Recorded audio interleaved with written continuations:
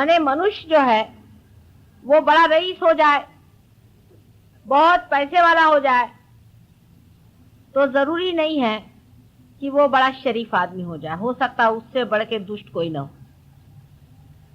अगर कोई बड़ा विद्वान और पंडित हो जाए तो जरूरी नहीं है कि ऐसा मनुष्य कोई बड़ा भारी धर्मात्मा हो जाए। बिल्कुल जरूरी नहीं है। उससे बढ़ के कुरूप कोई नहीं होगा।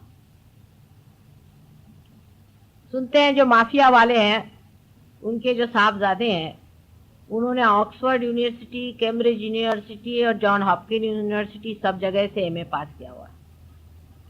और आजकल धंधा क्या करते हैं, माफिया के लीडर के लड़के हैं और सबका मर्डर करते हैं। तो उस मार्ग का जरूर अवलंबन करें जिससे मनुष्य का संबंध उसके मानवता के केंद्र आत्मा से हो जाए। अगर उसका उस केंद्र से संबंध स्थापित नहीं हुआ तो आप उसका कितना भी डेवलपमेंट कर दें। हम आपको उदाहरणार्थ बताते हैं, हमारे यहाँ शिपिंग कॉरपोरेशन में सब ड्राइवरों की तनख्वाहें बढ़ाई। उनको एक एक को हजार रुपए तनख्वाह मिलने लगे। थोड़े दिन में उनकी सबकी पत्नियां आई और कहने लगे कि माता जी, साहब ने सबकी तनख्वाह क्यों बढ़ा दी। मैंने कहा क्यों? पहले 400 कमाते थे तो सुख में थे, अब सब लोग शराब पीने लगे और इन लोगों ने औरतें रख ली हैं और अब गुत्ते पे पड़े रहते, घर पे आते ही रात भर। पहले बेहतर थे, 400 तक तो वो लोग बैलेंस कर पाए, उसके बाद जरा सा ज्यादा पैसा हो गया, शराब को गुत्ते मिला।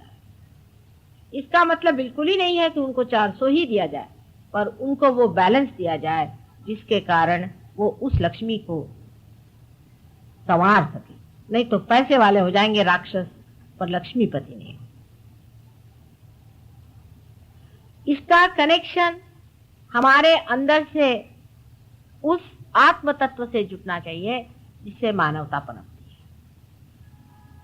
जब तक ये कनेक्शन नहीं होगा सारा आपका एजुकेशन बिल्कुल व्यर्थ है। इसीलिए सूरदास जी ने भी कह दिया कि सूरदास की सभी अविद्या दूर करो नंदलाल। सारा एजुकेशन करके भी जब तक आपने आत्म तत्व का प्रकाश उस एजुकेशन पे नहीं लिया तो आपका एजुकेशन भी व्यर्थ हो जाता है, उसका कोई भी अर्थ नहीं लगता। इसलिए अत्यंत आवश्यक है कि आप अपने आत्म तत्व को पाएं, तब आपको हर एक चीज का अर्थ लगेगा। जो ये सातों चक्र हैं आपके अंदर, यही वो मानवता के अनेक अंग हैं जिसको पुरोती हुई कुंडलिनी अंदर से जाती है, इसीलिए वो सबको समग्र करती, इंटीग्रेट करती। जब कुंडलिनी इन सब से गुजरती है तो इन सब तत्वों पर चलती हुई इस तत्व को इंटीग्रेट करती हुई आपके आत्म तत्व पे पहुंचती है, और तब आत्मा का जो प्रकाश है इन चक्रों पे गुजरता हुआ जाता है और मनुष्य समझ लेता है कौन सी चीज ठीक है और कौन सी गलत है। क्योंकि अगर आप कोई गलत काम करना चाहेंगे तो आप नहीं कर सकते, फिर मुश्किल हो जाएगा। उसकी वजह यह है कि आपके अंदर एक नई चेतना आ जाती है, जिसे वाइब्रेटरी अवेयरनेस कहिए, जिसे चेतनात्मक अवेयरनेस कहें। आप कह सकते हैं कि जिसे आप चैतन्यमय चेतना कहें। उस चेतना के प्रकाश में आप समझ सकते हैं कि ये चीज अच्छी है कि बुरी है। अगर आपने कोई बुरा काम किया, आपके वाइब्रेशन से एकदम रुक जाएंगे। आप अगर वाइब्रेशन से पूछे कि फला आदमी शरीफ है या बदमाश है, अगर आपके वाइब्रेशन रुक गए तो समझ लीजिए कि बहुत निहायत शैतान आदमी। इन्हीं वाइब्रेशंस की वजह से आप समझ पाइएगा कि परमात्मा है या नहीं। जितने आपके बुनियादी प्रश्न एब्सोल्यूट क्वेश्चंस हैं, उसका जवाब आपको इन्हीं चैतन्य के लहरियों से मिल सकता है। कोई चीज सत्य है या असत्य है, ये जानना इस कलयुग में बहुत ही कठिन है। कारण हम लोग इस कंफ्यूजन की वजह से, इस कोलाहल की वजह से बिल्कुल ही अपरिचित हो गए हैं किसी भी संवेदना से, किसी भी सेंसिटिविटी।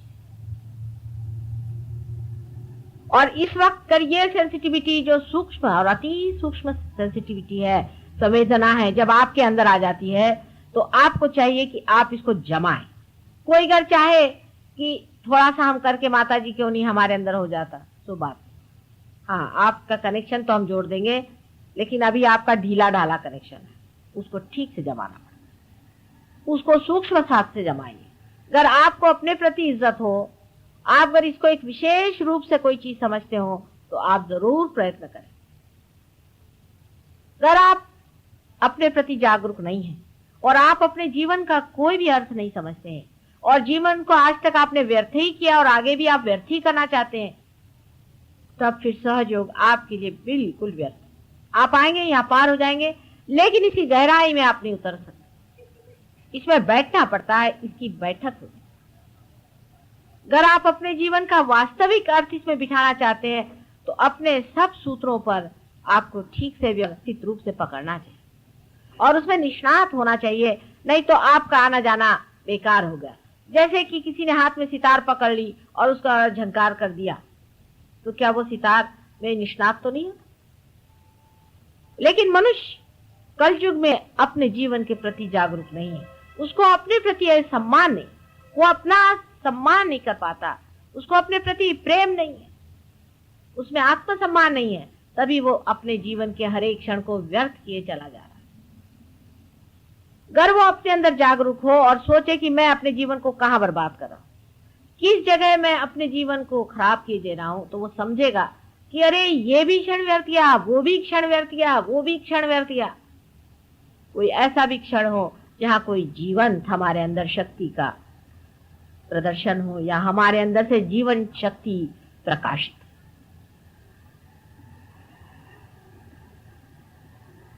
यही स्वार्थ है, स्व का अर्थ खोजना ही स्वार्थ है, बाकी सब जो है ये माया का खेल। मनुष्य सोचता है कि इसमें स्वार्थ मिलेगा, उसमें स्वार्थ है, उसमें स्वार्थ है, लेकिन अगर मिलता होता तो कहीं चिपक के रह जाता। कहीं भी स्वार्थ नहीं मिलने वाला। स्वार्थ, स्व का अर्थ समझने से ही स्वार्थ घटित हो सकता है, और इसलिए स्व का सिर्फ अर्थ ही नहीं समझना है, उसमें एकाकार होना है। इसी को हम मेडिकल टर्मिनोलॉजी में ऐसा कहेंगे कि पैरासिम्पैथेटिक नर्वस सिस्टम पे कंट्रोल आ जाना चाहिए। अब डॉक्टर कहेंगे तो कैसे हो सकता? हाँ, इन लोगों से नहीं हो सकता, डॉक्टरी से नहीं हो सकता है, किसी भी विद्वान से नहीं हो सकता, किसी पढ़ने लिखने से नहीं हो सकता, न योगे न सांख्य न किसी भी चीज से नहीं हो सकता। ये पहले ही कह दिया, अरे कितने वर्षों पहले से कह दिया, हजारों वर्षों पहले से कह दिया कि इससे नहीं हो सकता है। इसमें माँ की कृपा चाहिए। ठीक है,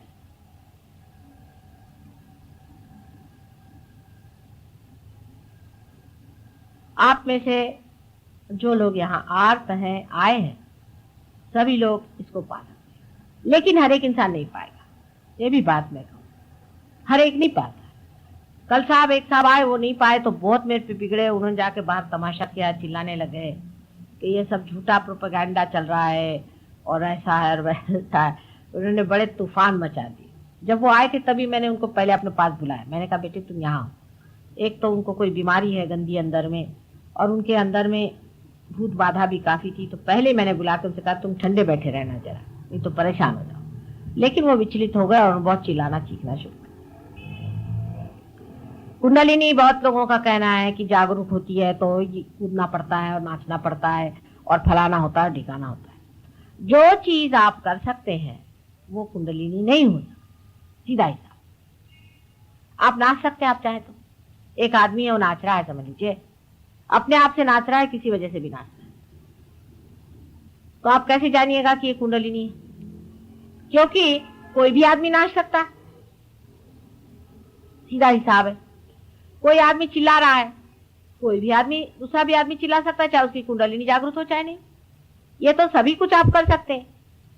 कुंडलिनी का स्पंदन आप नहीं दिखा सकते हैं। आप अपनी आंख से देखिएगा कि कुंडलिनी त्रिकोणाकार अस्थि में स्पंदित होगी या कहीं साइड में स्पंदित होगी। आप अपने आंख से देख सकते हैं, ये आप नहीं कर सकते कि एक किसी पोर्शन में ही पल्सेशन शुरू हो जाए, दर दर दर दर दर। ये तो आप नहीं कर सकते, कोई करके दिखा दे। पर कोई भी चाहे नाच सकता है, कोई भी चाहे कूद सकता है, चीख सकता है। तो आप ये कहिएगा तो अकस्मात कोई अगर चीखने लग जाए और चिल्लाने लग जाए और कूदने लग जाए तो क्या होगा? तो उसका सीधा नाम है उनको भूत बाधा हो गई। जब भी किसी को भूत बाधा होती तो वो ऐसे ही करता, उसके अंदर कोई और आदमी आने की वजह से वो आदमी चिल्लाने लगता है, चीखने लगता है, कुछ भी करने लगता है। कल हमारे बीच एक साहब आए थे, मैंने आपसे बताया था, कि वो पूरा हठियों क्या व्यायाम मेरे सामने करते, पूरा